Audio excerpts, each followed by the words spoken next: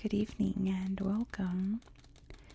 Tonight we will be going over the history and geography of Aur Atoll in the Marshall Islands.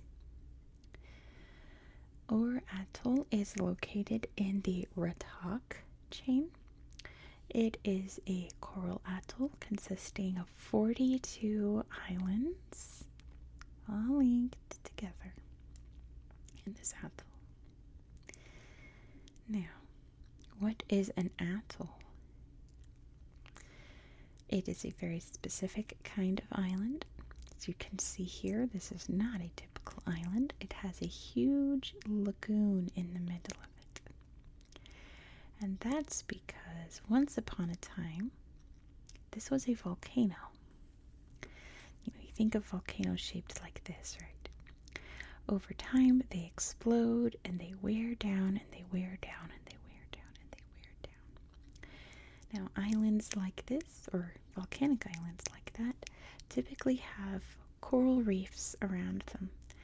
So they sink down, down, down, down, down. So all that's left is this coral reef with a huge lagoon in the middle, and that's how we get coral atolls. But you can still see some of the land sticking up, growing beautiful, lush trees, and, big enough to have little communities on them. This one, I think, is Tobal. And then Aur, it's known as, is up. Nope, I got it backwards. That's Tobal. So I think that one is Aur. I got it super backwards. This is Tobal. There's a school.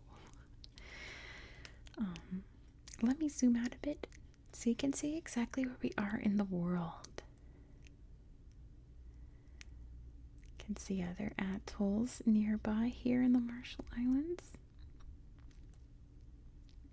There's the Marshall Islands in general. And we are in the Pacific Ocean, pretty much in the middle of nowhere, right? It is a massive ocean. It's still quite a miracle how all of these islands were settled, discovered by the ancient explorers sailing around with only the stars as their guide. The Marshall Islands is in the region of Oceania known as Micronesia. Now, I always say this when we go over Oceania because still not a lot of people know it. And if I have information to tell you guys about that not a lot of people know, I'm going to keep saying it over and over until everyone knows it, because I feel like it's important geography. There are 3 regions of Oceania.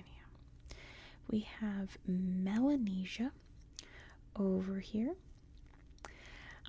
People who are Melanesian, like the name implies, have very dark skin. And in general, they kind of get the reputation of like headhunters,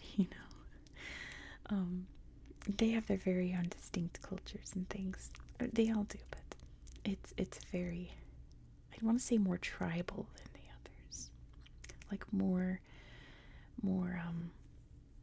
like, I don't know why the only word that can come to mind is earthy, like very of the earth, kind of.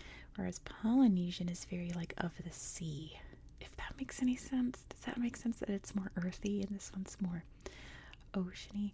Polynesia is like tiki, hula, things like that, South Pacific kind of style. Like Hawaiian, we have Samoan, things like that. Fiji. And then there's Micronesia, which is the etc. It's a part of Oceania that's been so oversaturated with Western culture for the past 100+ years that it's really kind of lost that core of the ocean, of the land kind of identity, and is very Western. It's the only way I can describe it. So Marshall Islands is part of Micronesia. There is also a country called the Federated States of Micronesia, kind of like how the United States of America is in North America. It's very similar to that. So, but we're talking about the Marshall Islands. And we're here in the Aur Atoll.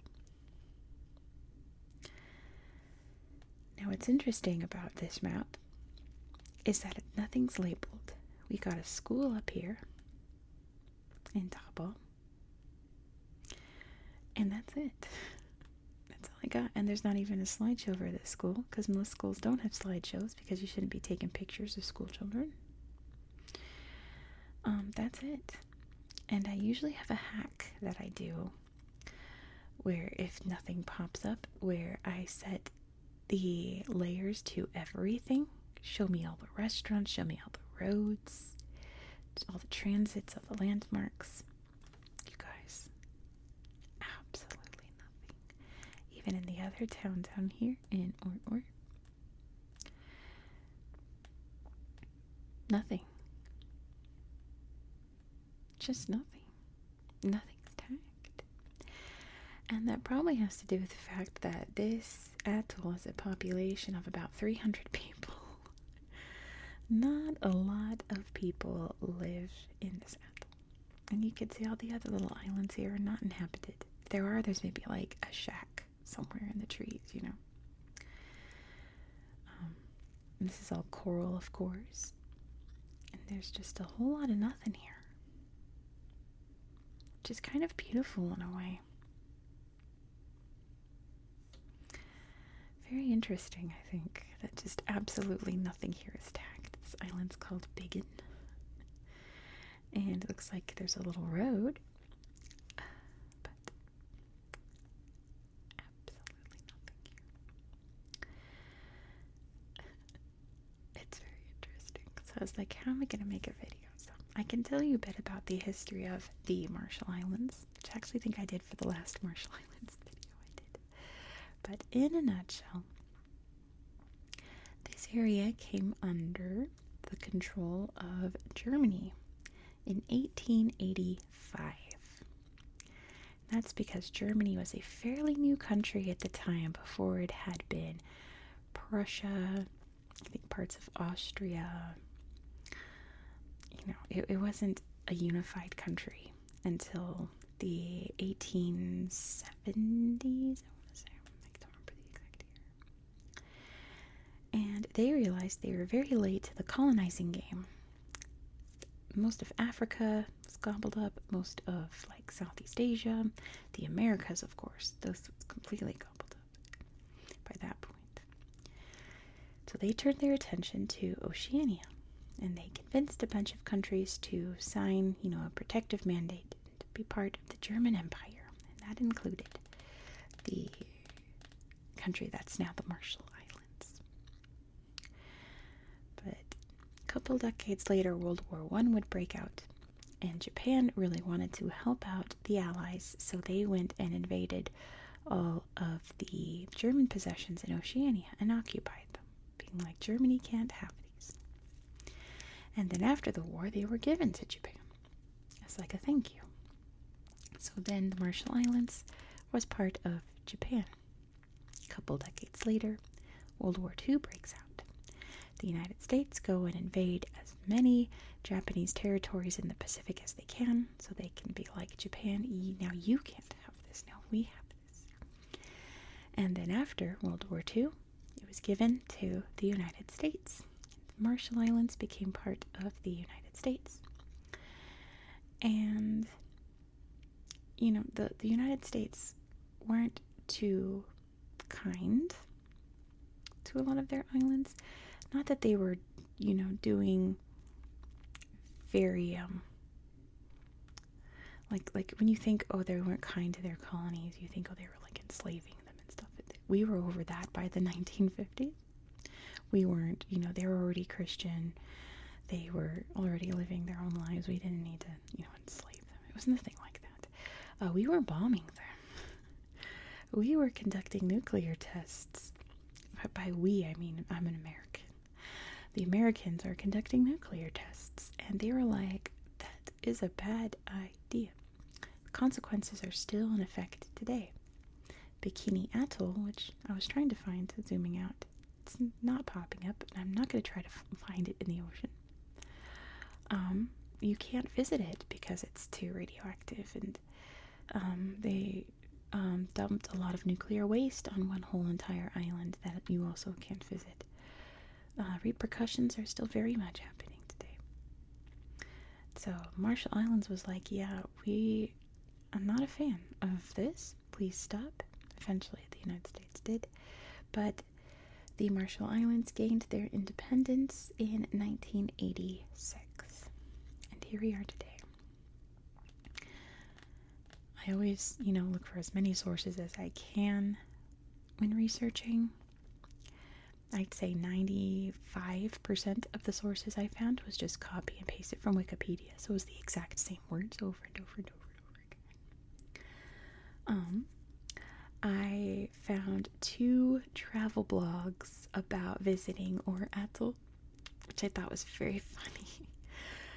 Because one of them was like, oh, this atoll is known for its canoe making, and the men make the traditional canoes and they sell them in Majuro, which is the capital. Then I found another that said they had a traditional, like, seafaring sailing ship, like Polynesian style sailing ship, catamaran, that's the word. And they sailed it to, I think, Tobal. They were so excited because they had not seen a traditional canoe in over 30 years. The ancient practice on how to make them was lost here in this atoll, and they were so happy to see this traditional boat. So I'm like, wait, okay, which one is wrong? Someone's very wrong, because they completely conflict with each other. Either they make traditional boats or they don't. So I read one thinking, oh, I have a cool fact to say, and then I read the other one and I'm doubting everything. So take with that what you will. And that is all that I have for you about the Aur Atoll. I think if any of you are visiting, you should take a lot of photos here and upload them to Google so that we can see what this beautiful place looks like. We can assume it's gorgeous scenery and ocean and trees and beaches and sand and coral and waves. But we can't see it. So I'd like to see it. So please, anyone out there can pop over here. Please do, and upload it to Google and let us know so we can explore it for ourselves. But I'm going to end it here. Thank you so much for watching. If you enjoyed this style of content, please consider subscribing. The next video will have all kinds of things to show you. I'll have way too many things to show you. I have to pick and choose what I'm going to show you so the video isn't too long, because we're going to Australia. We're heading down that way and checking out the capital of Australia. So be sure to subscribe so you won't miss out. I hope that you found this video to be relaxing and educational, and I hope that you have a good